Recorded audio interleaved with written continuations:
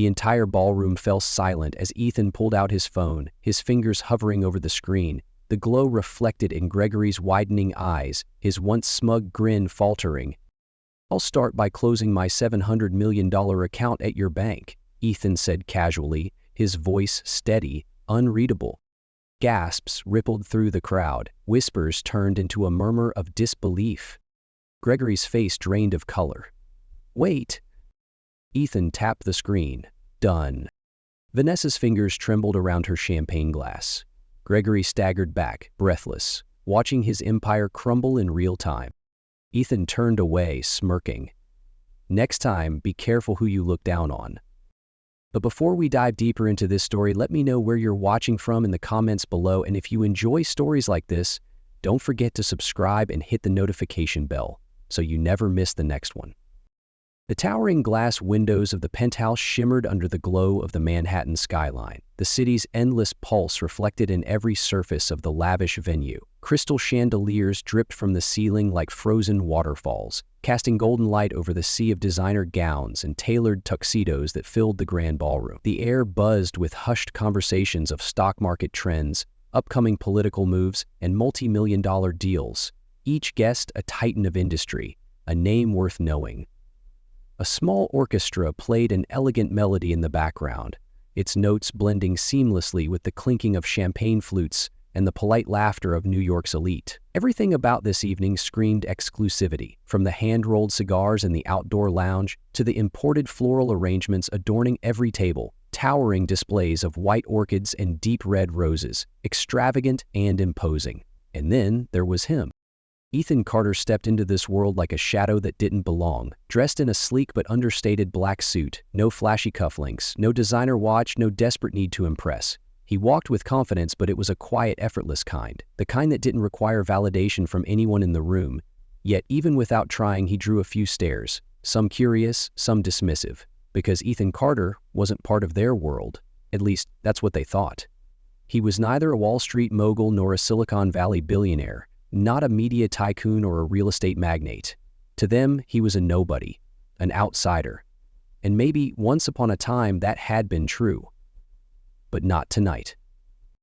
Tonight he had been invited, personally, and the person who had extended the invitation was the last person he ever expected to hear from, Vanessa Reynolds.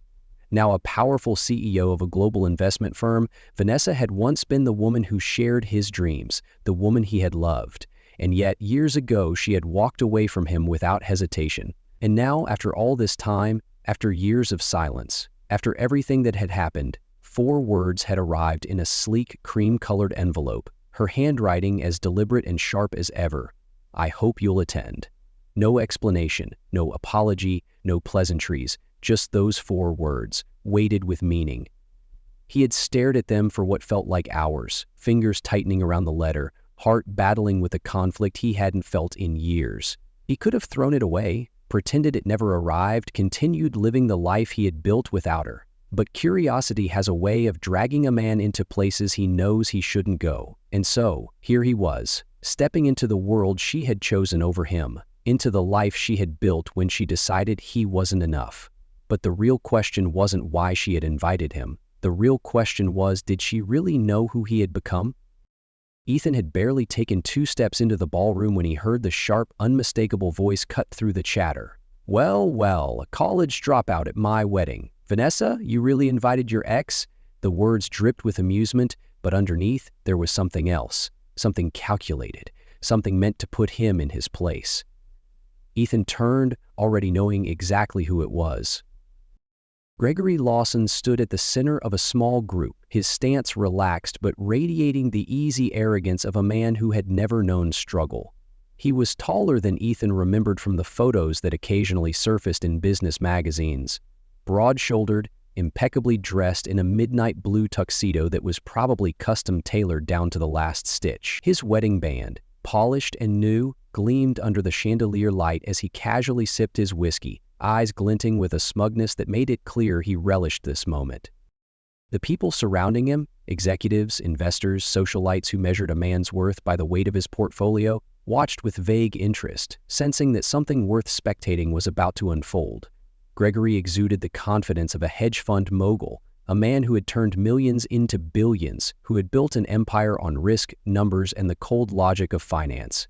To him, Ethan was nothing more than an afterthought, a relic from Vanessa's past that should have stayed buried.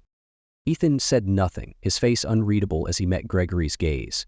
He could feel the weight of the room shifting toward them, the subtle way conversations quieted, champagne glasses paused mid-air. Even those pretending not to listen were now waiting for his response.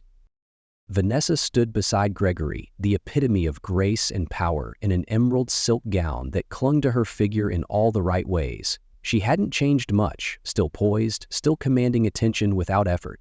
If anything, success had only refined her further, sharpening her edges, making her presence even more formidable. But what caught Ethan's attention wasn't the dress, the jewelry, or even the way she carried herself. It was the way she didn't say a word. She didn't stop Gregory. She didn't interject, didn't laugh it off, didn't change the subject. She just stood there, allowing the insult to settle, allowing her husband to enjoy this moment of mockery at Ethan's expense. That told Ethan everything he needed to know. He had wondered briefly before coming here if Vanessa had changed, if time had softened her, if there was any part of her that looked back and regretted the choices she had made.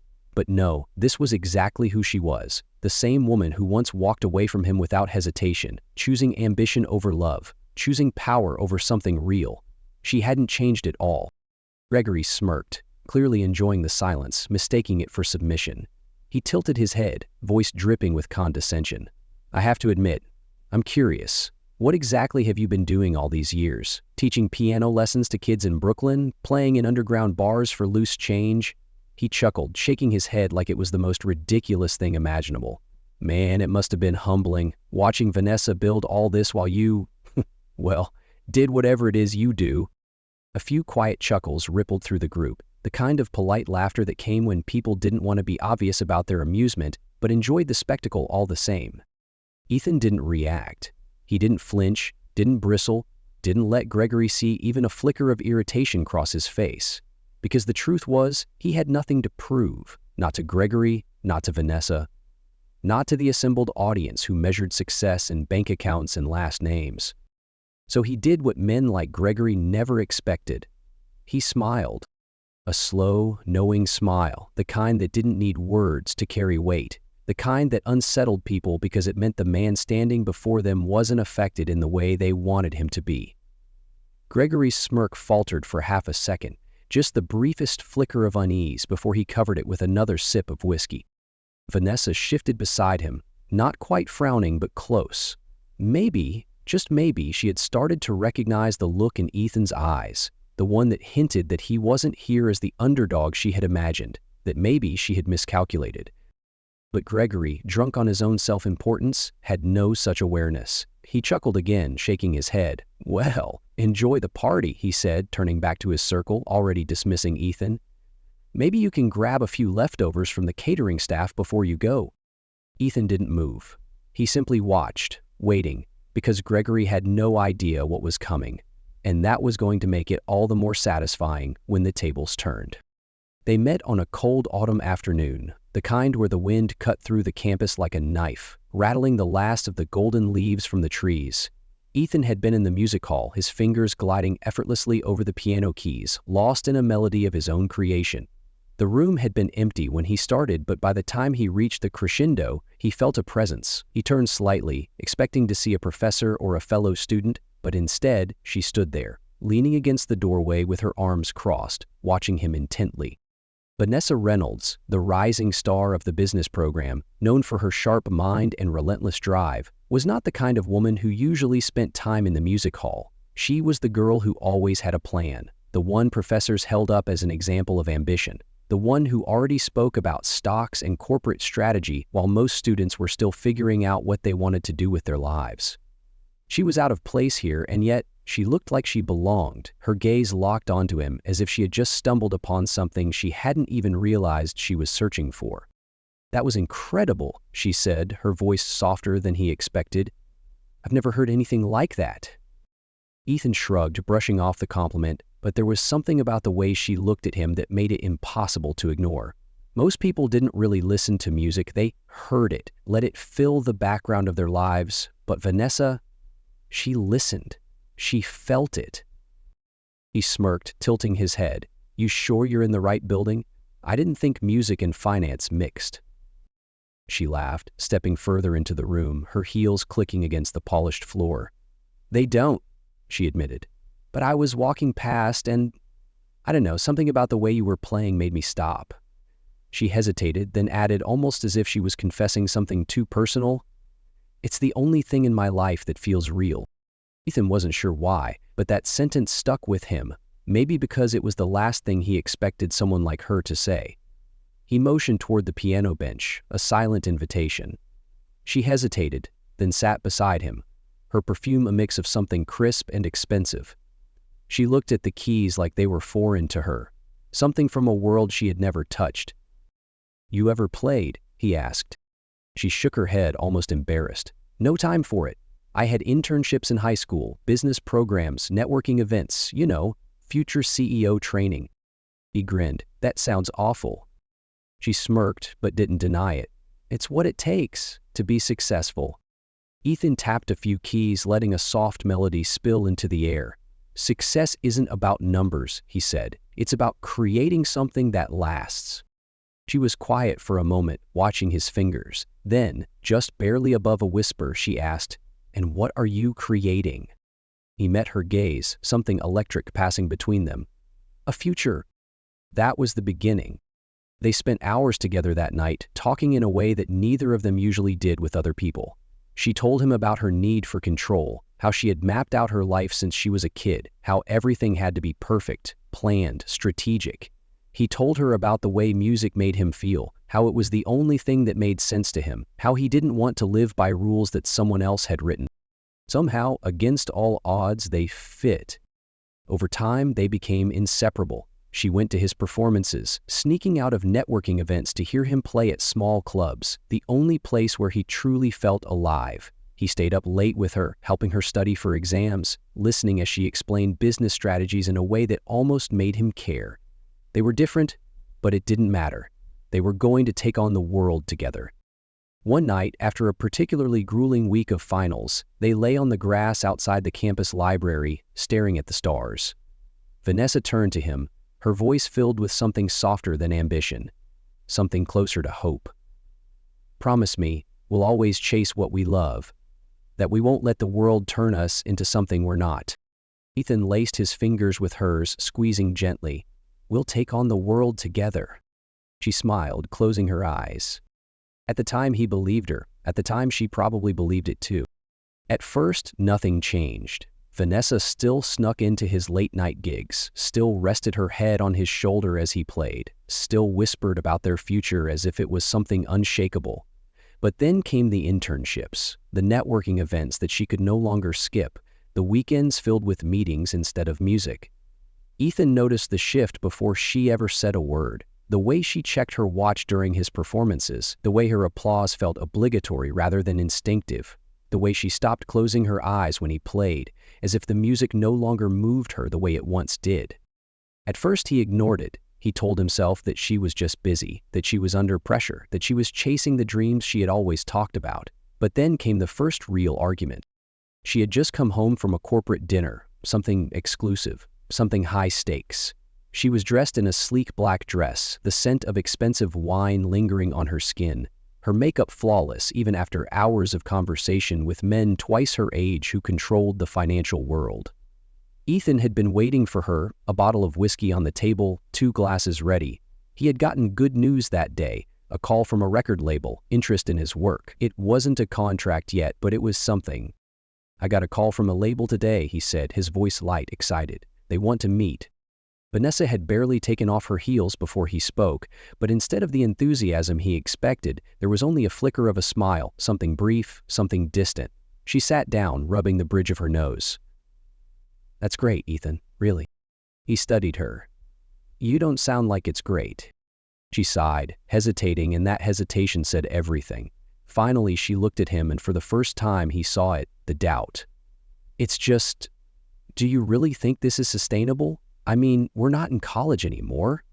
I'm already working with executives, making connections. My career is taking off, and She stopped herself, shaking her head.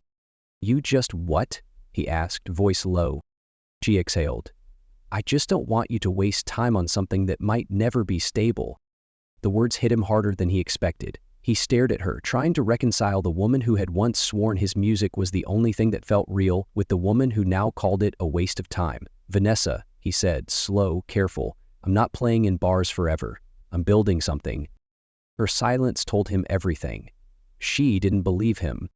From that night on, the arguments came in waves, sometimes small, like the subtle way she rolled her eyes when he mentioned another gig, sometimes bigger, like the nights she came home late, too tired to ask about his music, but always eager to talk about the latest merger her firm was working on. One evening, after another failed conversation, she leaned against the kitchen counter, arms crossed. Music is a hobby, Ethan, not a future. He laughed, but there was no humor in it. Tell that to every musician who ever made it. That's the thing, she shot back. Most don't. Most spend their lives chasing a dream that never happens, and even if it does, what then? You get a few good years? What happens when people move on, when your name isn't relevant anymore? Then what? He shook his head, staring at her like she was a stranger. So, what? You think I should sit in an office crunching numbers all day, pretending that's what I want? She pinched the bridge of her nose, clearly frustrated. I think you should at least have a plan. I do, he said firmly. You just don't like it. That was the night Ethan realized there was an unbridgeable gap between them. It wasn't just about career paths. It was about what they valued, what they believed in. He had always admired her ambition, but now he saw that her ambition had no room for someone like him. She needed control, structure, guarantees, and Ethan Carter was none of those things. The fights became colder after that. No yelling, no dramatic ultimatums, just distance, just quiet resentment settling into the spaces where love used to be. She stopped coming to his shows entirely, and he stopped asking. When they were in the same room, it felt like they were merely existing beside each other. Two people who had once promised to take on the world together, but were now pretending not to see that their worlds were no longer the same.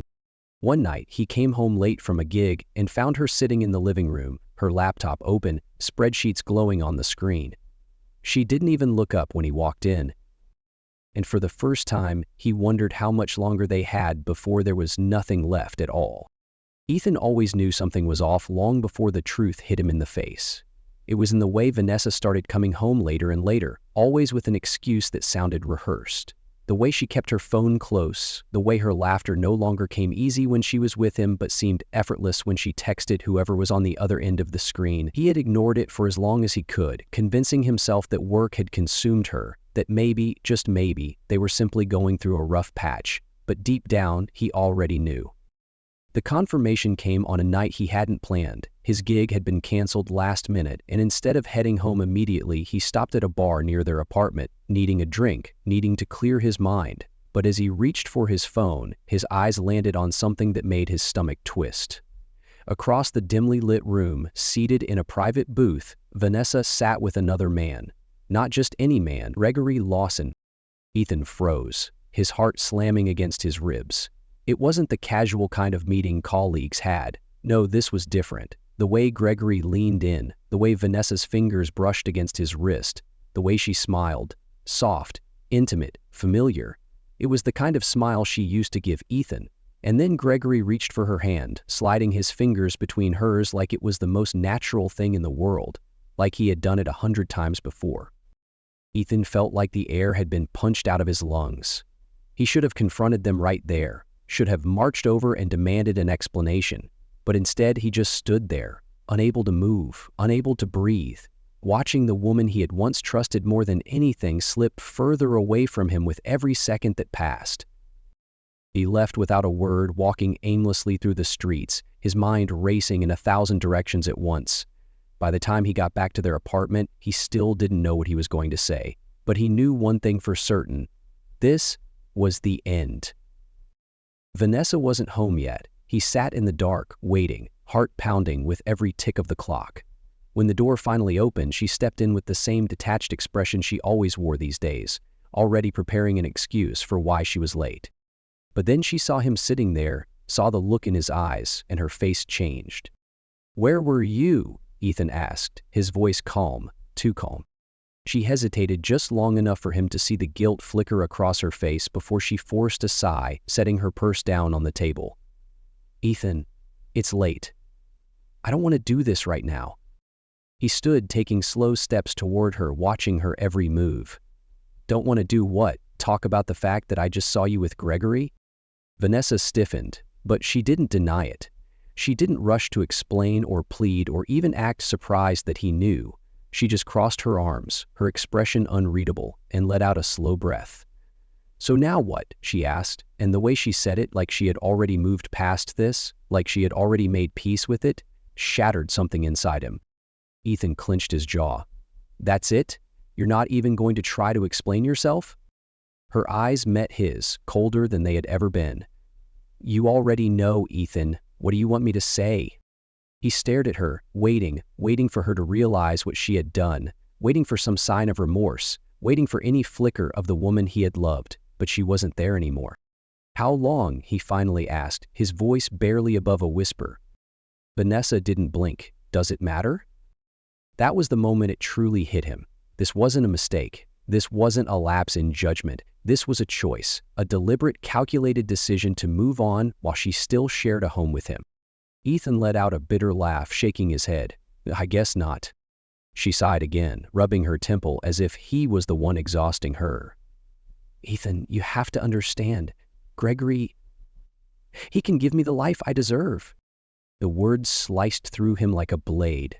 "Not the life we deserve, the life I deserve." All these years, all those late nights talking about dreams, all those promises, they meant nothing to her now. Ethan exhaled, steadying himself. "So, what was I, Vanessa? A stepping stone? A phase?" Her silence was answer enough. And that was it. No screaming, no broken glass, no desperate attempts to hold on to something already dead. He simply nodded, turned, and walked toward the door. Vanessa took a step forward. "Ethan, don't be dramatic." He stopped, gripping the door handle, letting the weight of everything settle for one last second. Then, without looking back, he said the only thing left to say. "You made your choice." And then he was gone. He didn't take anything with him that night. No suitcase, no final words, no lingering glances. Just the weight of betrayal sitting heavy in his chest, a vow forming in his mind that he would never look back. He walked out of that apartment and into the unknown, heart shattered, but mind clear. Vanessa Reynolds had chosen Gregory Lawson, and one day she would realize what a mistake that was. Gregory smirked as he swirled the whiskey in his glass, leaning just enough to make sure his voice carried to the surrounding guests. "You know, I have to give you credit, Ethan. It takes a special kind of confidence to walk into a place like this knowing you don't belong." He let out a chuckle, shaking his head as if amused by his own words. "This is a night for people of status, not starving artists." A few of the nearby guests shifted uncomfortably, sensing the sharpness in his tone, but no one spoke up. This was Gregory Lawson, after all. Powerful, influential, the kind of man who thrived in rooms like this, where dominance was measured in assets and net worth. And Ethan, in his eyes, was nothing more than a relic from Vanessa's past, a man who had once been in her orbit, but had no place in the world she had built for herself. Ethan didn't react, didn't take the bait, didn't flinch at the insult. He simply let the silence stretch between them, holding Gregory's gaze with a calmness that only seemed to agitate him further. Because Gregory expected something, an outburst, an awkward retreat, some sign that his words had landed. But they hadn't. Vanessa stood beside him, her fingers delicately wrapped around the stem of her champagne glass, her expression unreadable. She didn't stop Gregory. She didn't laugh, didn't smirk, didn't look embarrassed or pleased. She just let it happen. And that, more than anything, told Ethan everything he needed to know. She wasn't on his side. She never had been. Gregory, emboldened by her silence, leaned in slightly. "You know, Vanessa never really talked about you much," he continued, his voice carrying just enough for the surrounding crowd to hear. "I mean, I knew you existed, obviously, the ex-boyfriend, the musician, but I didn't realize you were still trying." He lifted his drink in mock salute. "That's admirable, really. Most people would have given up by now. Ethan tilted his head, watching him with a small, unreadable smile. That only seemed to make Gregory more eager, more desperate to prove a point he hadn't yet realized didn't exist. "I have to wonder," Gregory mused, glancing toward Vanessa with a smirk. "Was it awkward when she told you? When she finally admitted she was done with the dreamer and ready for the real thing? Because, I have to say, Vanessa has impeccable taste and, well, she traded up." Vanessa's grip on her glass tightened just slightly, her lips pressing together, but she still said nothing. Ethan let out a quiet breath, amused. It was fascinating, really, the way men like Gregory needed to be the loudest in the room, needed to establish power even when no one was challenging them. The arrogance, the insecurity masquerading as dominance, the blind confidence of someone who had never been told no. Gregory mistook Ethan's silence for something else: acceptance, defeat, submission. He smirked, taking another slow sip of his drink, reveling in his own delusion. And Ethan let him, because what Gregory didn't know, what Vanessa had likely never told him, was that the man standing in front of him wasn't the one who had lost, not even close. And soon, he was going to learn that the hard way. Ethan let Gregory bask in his own arrogance for a moment longer, watching the man sip his whiskey with that smug, self-satisfied smirk, convinced that he had won whatever imaginary battle he was fighting. The guests around them had settled into an awkward silence, shifting uncomfortably, eyes darting between the two men, unsure if this was entertainment or something more dangerous. Vanessa remained still, her grip on the champagne glass rigid, her lips pressed together in a thin, unreadable line. Ethan exhaled slowly, almost amused. Then, with an air of complete ease, he reached into his pocket, pulling out his phone. The motion was unhurried, deliberate, as he unlocked the screen with a flick of his thumb. He didn't look at Gregory, not right away. Instead, he let his fingers hover over the display for a beat before finally speaking, his voice calm, steady, dangerously quiet. "I'll start by closing my $700 million account at your bank." The effect was instantaneous. The entire ballroom seemed to freeze. Conversations cut off mid-sentence. The clink of champagne glasses halted. Even the distant hum of the orchestra playing softly in the background felt like it had faded into nothing. Every set of eyes in the vicinity locked onto Ethan as if they weren't entirely sure they had heard him correctly.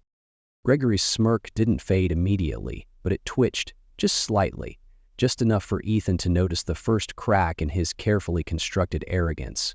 A beat passed, then another. Then the whispers began. "Did he say 700 million? That can't be right. Wait, who is he?" The murmurs spread like wildfire, growing louder, feeding off each other. Guests reached for their phones, scrolling hastily, searching for confirmation, for something, anything that would make sense of what they had just heard. Gregory, however, hadn't moved. His whiskey glass remained frozen halfway to his lips, his fingers gripping it a little too tightly now. His jaw clenched just slightly, but he forced a scoff, trying to regain control of the moment. "Very funny," he muttered, shaking his head. "Nice bluff." Ethan finally looked at him then, really looked at him, his expression unreadable but his amusement unmistakable. He turned his phone screen outward, letting Gregory and everyone else see what he was doing. One simple transaction, already queued up, requiring just one final confirmation. One touch, one tap, and $700 million would walk out of Gregory Lawson's bank. Gregory's fingers twitched, his breath came a little sharper now. Ethan tilted his head slightly, studying the man in front of him like he was nothing more than an interesting puzzle, a fleeting distraction. "Bluff?" he repeated, his voice laced with quiet amusement. "You sure about that?" Vanessa's grip on her champagne glass tightened so hard he thought the stem might snap. Her face had paled just enough for him to notice, her lips parted slightly as if she wanted to say something, anything, but couldn't find the words. Gregory, on the other hand, had finally set his drink down. His smirk was gone now, replaced by something more rigid, something uncertain. He glanced toward Vanessa, as if looking for reassurance, but she remained frozen, staring at Ethan like she was seeing him for the first time. Marcus, Vanessa's younger brother, let out a slow, low whistle from where he had been standing nearby, arms crossed, watching the entire exchange with something between amusement and secondhand embarrassment. He chuckled, shaking his head as he glanced at Gregory. You just humiliated yourself, Greg. Gregory turned sharply toward Marcus, his irritation breaking through. Stay out of this, he snapped. But his voice lacked the authority it once held. Marcus only smirked. I would, but this is too good. He let out a laugh, shaking his head. Man, you've been parading around all night talking down to him like he's nothing. Meanwhile, you just picked a fight with someone who could buy your entire existence 10 times over. Gregory opened his mouth, but nothing came out. The realization was hitting him in real time, and for the first time all evening, he had no clever comeback, no condescending smirk, no well-timed insult to regain control of the moment. Because there was no control to regain. Ethan owned this moment. And the best part? He hadn't even tried. He turned his gaze back to Gregory, his phone still in his hand, the transaction still waiting for final confirmation. Then, almost lazily, as if the entire night had been nothing more than an amusing game, he exhaled and murmured, just loud enough for Gregory alone to hear, I wonder how long your bank survives without that money. Gregory's entire face darkened, his hands clenched into fists at his sides, his jaw locking so tightly that a vein in his temple pulsed visibly. You're bluffing, he tried again, but this time his voice lacked conviction. Then gave him nothing. No reassurance, no denial, just an unreadable smile. Gregory turned to Vanessa, needing her to say something, to call Ethan's bluff, to take control of this spiraling disaster. But she didn't. She just stood there, silent, because she knew. She had known from the moment Ethan spoke that this wasn't a bluff. And that's when it truly hit Gregory. That's when the weight of his mistake crashed down on him in full. Ethan Carter wasn't some washed-up musician. He wasn't a man clinging to the past. He wasn't a nobody, a failure, a mistake. He was powerful, he was successful, he was everything Gregory hadn't expected, and worse, everything Vanessa had once had and let slip through her fingers. And now, here, on the night of his own wedding, in front of every powerful person in this room, Gregory Lawson had just made the biggest mistake of his life. The murmurs swelled into a full-blown ripple effect, spreading across the ballroom like wildfire. Guests who had been too caught up in their own conversations moments ago were now pulling out their phones, scrolling frantically. Google searches spiked as fingers tapped furiously on screens, the glow from devices illuminating the stunned faces of Manhattan's elite. Wait, Ethan Carter? The Ethan Carter? No way, this can't be right. But holy shit, it is. He's worth more than Gregory. Way more. Ethan didn't move. He didn't have to. He simply stood there, exuding the kind of quiet confidence that made Gregory's loud bravado look like nothing more than the desperate posturing of a man who had just realized he had made a terrible mistake. Vanessa remained frozen, her fingers clenched around the stem of her champagne glass so tightly that Ethan half expected it to shatter. Her eyes were locked onto him, wide, unblinking, her carefully composed exterior beginning to crack. It was the first time all night that she truly looked shaken, truly blindsided, as if she had just been dropped into an alternate reality where nothing made sense. Gregory, on the other hand, was unraveling in real time. His hands twitched, his grip tightening around his whiskey glass before he set it down, too unsteady to hold on to it. His eyes darted around the room, searching for some kind of lifeline, some way to regain control of a moment that had slipped completely through his fingers. He let out a breathless, disbelieving laugh, but there was no humor in it, just raw, creeping panic. You're joking, right? He asked, voice cracking slightly. Ethan finally moved then, lifting his glass with an easy, unbothered motion, taking a slow sip of his drink before setting it down just as deliberately. His expression didn't change, didn't waver, didn't give Gregory a single thing to hold on to. Then, in that same calm, measured voice that made the weight of his words even heavier, he simply said, "Oh, and I joked." Gregory's breath hitched. The ballroom had gone completely silent now, no more hushed whispers, no more murmured speculation, just pure, unfiltered tension thickening the air. Vanessa's nails dug into the fragile crystal of her glass. "Ethan," she started, but her voice was hoarse, unsure, no longer the composed, powerful CEO who had built an empire. Ethan didn't look at her. He didn't need to. Marcus, who had been standing off to the side, watching with the biggest shit-eating grin imaginable, finally broke the silence with a slow, low whistle. He shook his head, unable to hide his amusement. "Man," he muttered, chuckling, "you just played yourself, Greg." Gregory whipped toward him, his face red, his jaw clenched so tight it looked like he was grinding his teeth down to dust. "Shut the fuck up, Marcus," he snapped, but the younger man just laughed, shaking his head. "Nah," Marcus said, crossing his arms. "I'm gonna enjoy this, because I've been waiting for years for someone to take you down a peg, and damn, I didn't think it'd happen on your wedding night, but this is better than I could have imagined."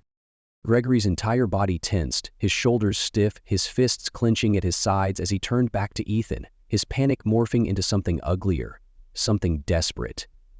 "You think this is funny?" he hissed. Ethan tilted his head slightly, as if considering the question. Then he exhaled, offering Gregory the smallest, most infuriating smile. A little. That was it. That was all it took to push Gregory over the edge. He took a step forward, like he was going to do something, like he actually thought he could intimidate Ethan into backing down, into undoing the damage. But Ethan didn't move. He didn't flinch. He just watched, unimpressed, calm, as Gregory realized too late that there was nothing he could do. Because this wasn't a fight. There was no battle to win. Gregor had already lost.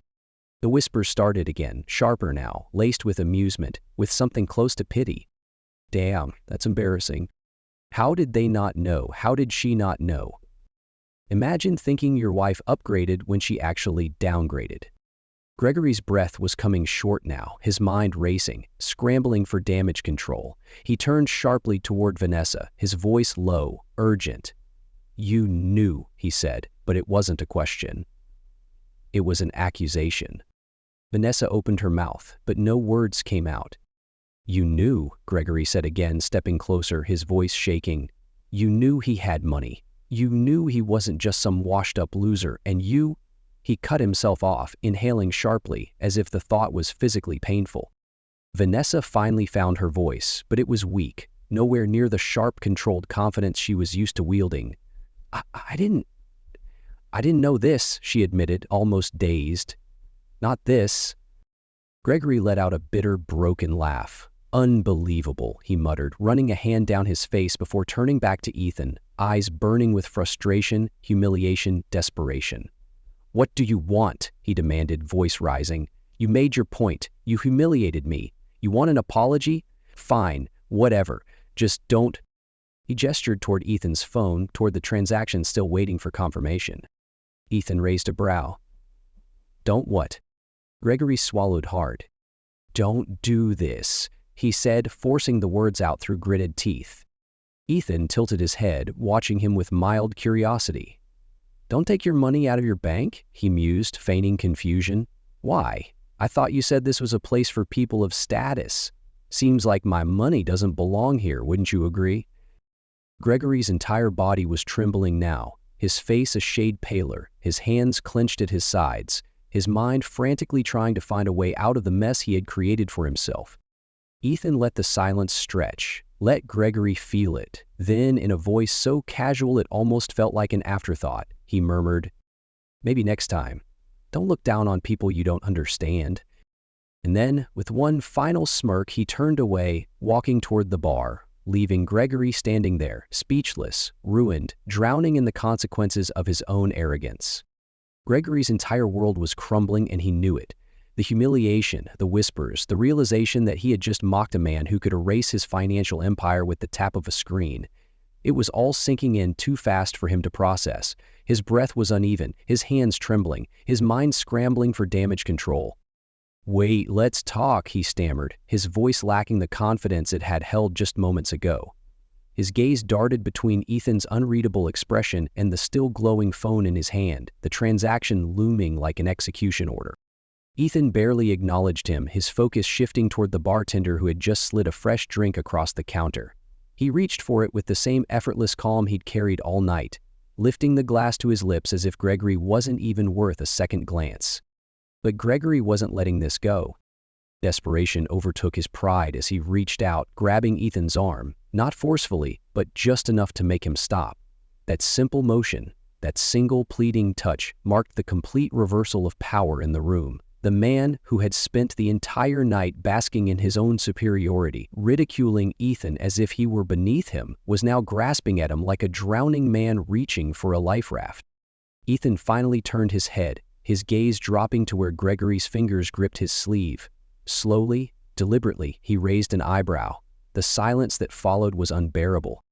Gregory swallowed hard and forced a nervous chuckle, trying to inject some of his usual confidence back into his voice.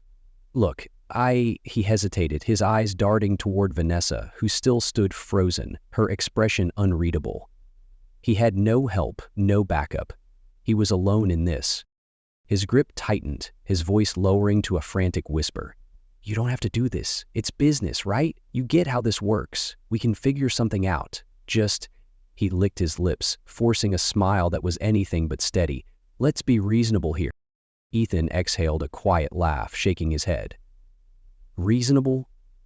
He tilted his head slightly, studying Gregory the way a scientist might study a specimen under a microscope. "Now you want to be reasonable?" Gregory's jaw clenched. "I was out of line, all right. I admit it." He was unraveling, his voice edged with panic. "But you made your point. You don't have to..." Ethan cut him off with a slight shake of his head, finally prying Gregory's fingers off his sleeve with a controlled, effortless motion. "I don't have to, what?" he asked, voice cool. "Remind you that actions have consequences?" Gregory's throat bobbed, his eyes searching Ethan's for any sign of mercy, for any indication that he might be able to talk his way out of this.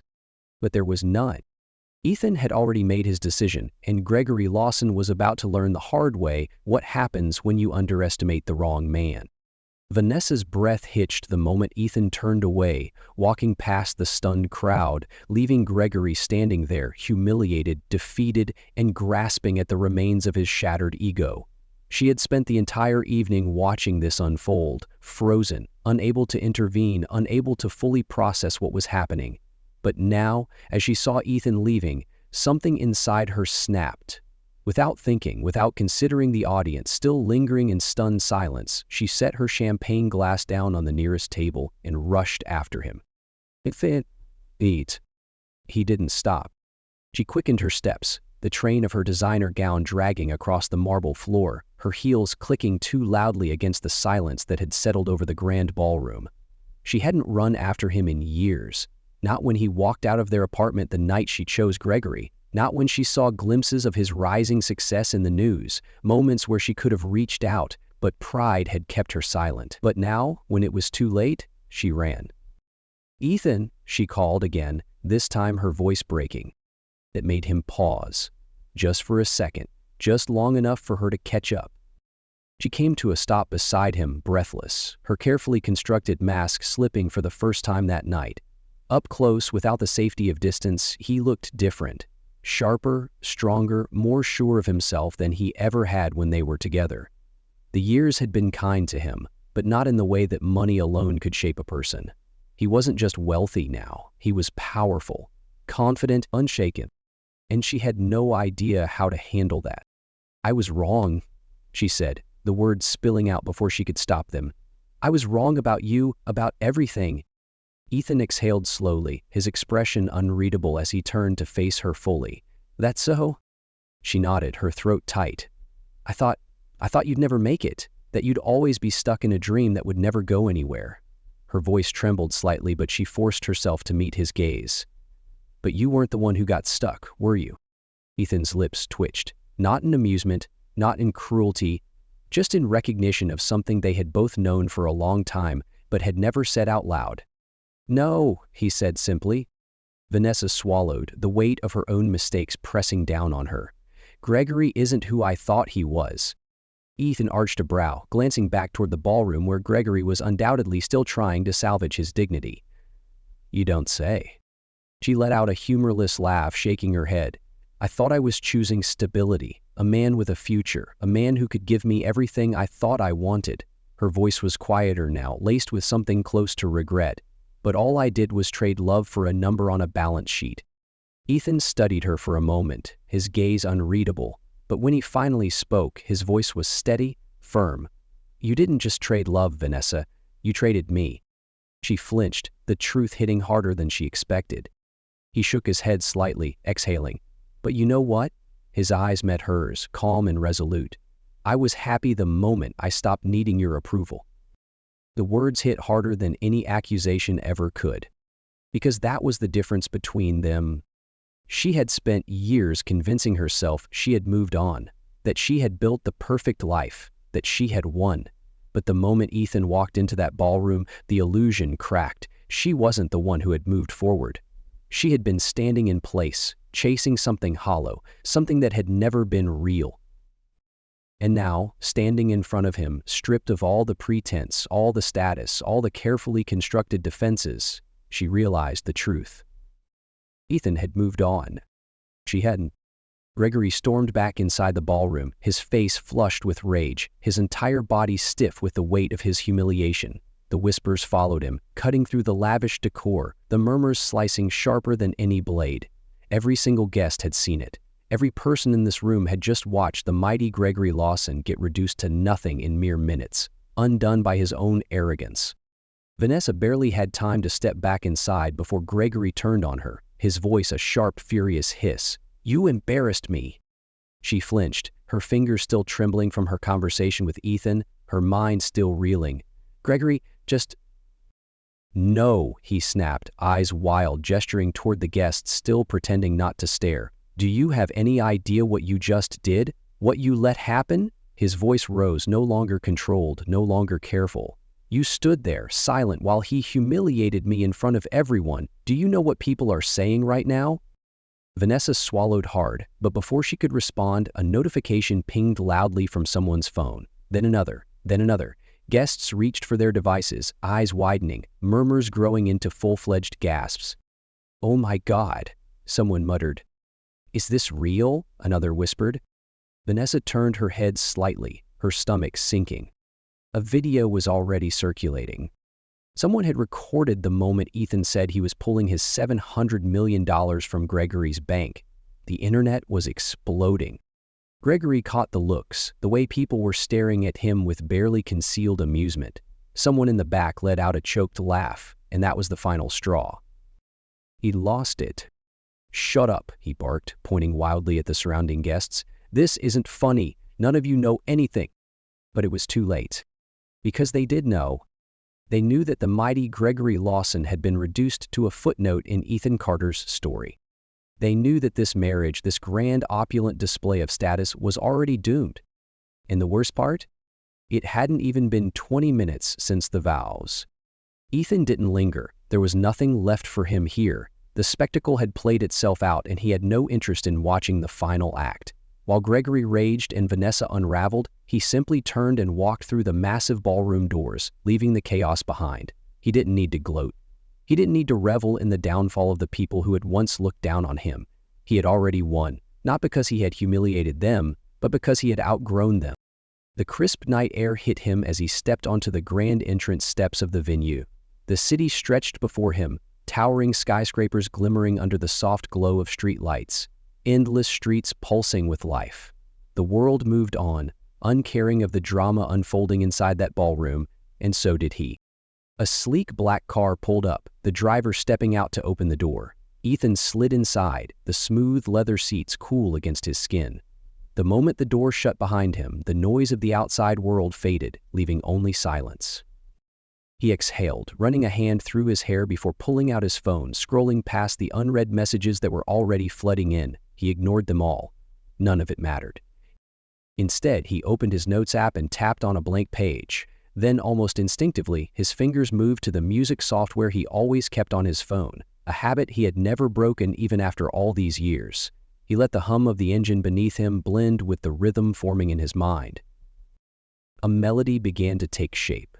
Soft, steady, rich with something new. It wasn't for Vanessa. It wasn't for the past. It wasn't for proving a point. It was for himself.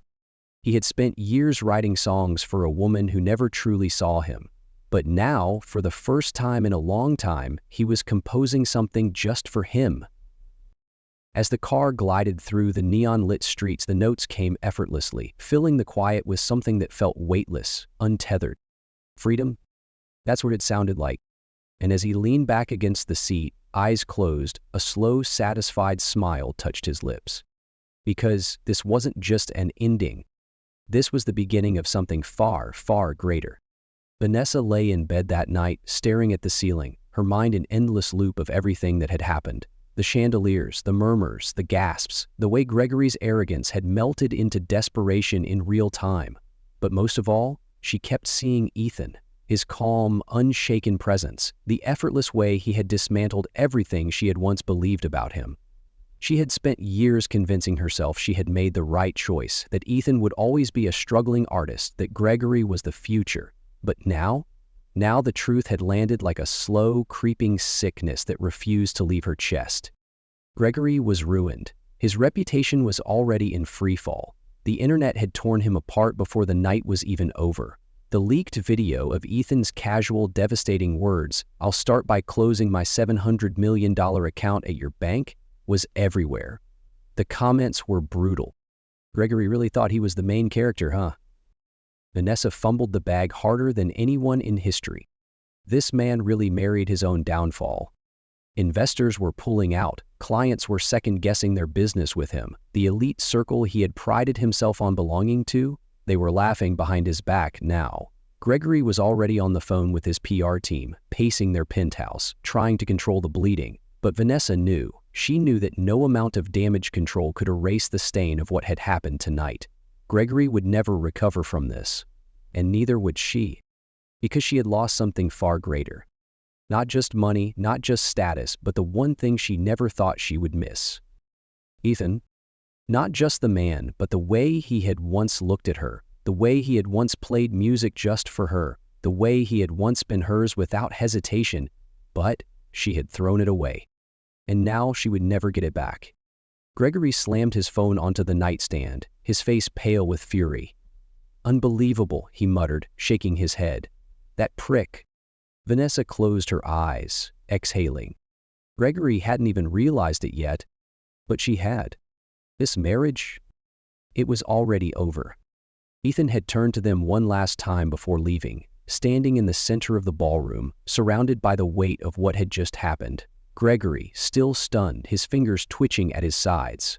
Vanessa, gripping her champagne glass like it was the only thing keeping her upright. The guests, the murmurs, the tension so thick it felt suffocating. And in that final moment, Ethan had looked at them both and said, his voice even, measured, with the kind of quiet dominance that needed no arrogance, "Next time, be careful who you look down on." Then he had turned, walked out, and never looked back. Ethan never needed to prove anything to Vanessa, to Gregory, or to the guests who had watched in stunned silence as the night unraveled. He had never set out to humiliate anyone, never sought revenge, never cared to flaunt his success. But life had a way of evening the score without him needing to lift a finger. The people who had once doubted him had been forced to see the truth for themselves, and in the end that was more powerful than any words he could have spoken. But this wasn't just his story. How many times had people been underestimated, mocked, looked down on by those who thought they were untouchable? How many had been dismissed as failures, only to rise higher than anyone expected? How many had been counted out, only to prove that they were never losing, just playing the long game? Maybe you've been there.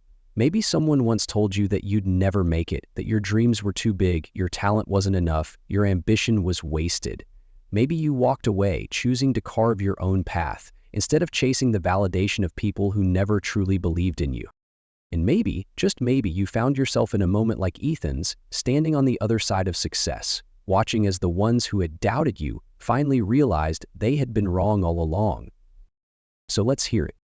Have you ever been underestimated by someone only to prove them completely wrong later? Share your story in the comments. Let's remind the world that underdogs aren't underdogs forever. Because at the end of the day, success isn't about proving people wrong. It's about proving yourself right. It's not about holding on to past betrayals or seeking revenge. It's about knowing your worth even when others don't. It's about walking away from the people who doubted you and never looking back. It's about building a life so fulfilling that you don't need validation from anyone else. Ethan Carter didn't win because he had more money than Gregory. He won because he had moved on. because he had built something real, something lasting, something that was his, not for Vanessa, not for revenge, but for himself. And that is the ultimate comeback. A story of betrayal, redemption, and the ultimate power move. Don't forget to like, share, and subscribe for more inspiring stories of courage and change. Stories that remind us that setbacks are temporary, but resilience is permanent. That success isn't about revenge, it's about rising above. That dignity, respect, and self-worth are never determined by someone else's opinion. Every one of us has faced moments of doubt, moments where others didn't see our value, but the truth is, their perception doesn't define you, your actions do. So keep pushing forward, keep believing in yourself, and keep proving not to them, but to yourself that you are more than they ever imagined. Let this story serve as a reminder. You don't need to fight for a seat at a table built by people who never respected you.